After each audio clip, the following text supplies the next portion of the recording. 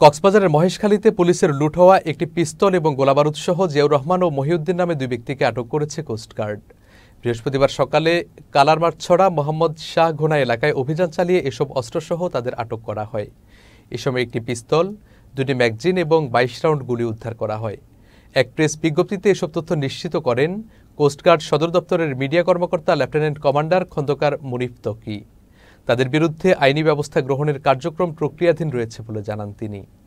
প্রাপ্ত তথ্যের ভিত্তিতে বাংলাদেশ কোস্টগার্ডের দুটি চৌকস দল এবং পুলিশের একটি দল, এই যৌথ বাহিনী আমরা 14 নভেম্বর 2024 ভোর 05:20 ওই এলাকায় একটা অভিযান পরিচালনা করি।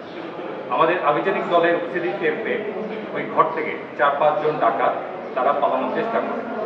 পালানোর চেষ্টাকালে আমরা ঘটনাস্থল থেকে কুখ্যাত এবং দুর্ধর্ষ ডাকাত জিয়া বাহিনীর মূল হোতা জিয়াউর রহমান সহ তার সহযোগীকে আমরা স্থান থেকে আমরা তাদের গ্রেফতার করি। গ্রেফতারকালে জিয়াউর রহমানের কাছ থেকে আমরা বিগত 5ই আগস্ট পুলিশ বাহিনী থেকে লুট হওয়া একটি বিদেশি পিস্তল, 22 রাউন্ড গোলা তাজা গোলা, দুইটি ম্যাগাজিন, একটি দেশীয় পিস্তল এবং ধারালো অস্ত্র উদ্ধার করি।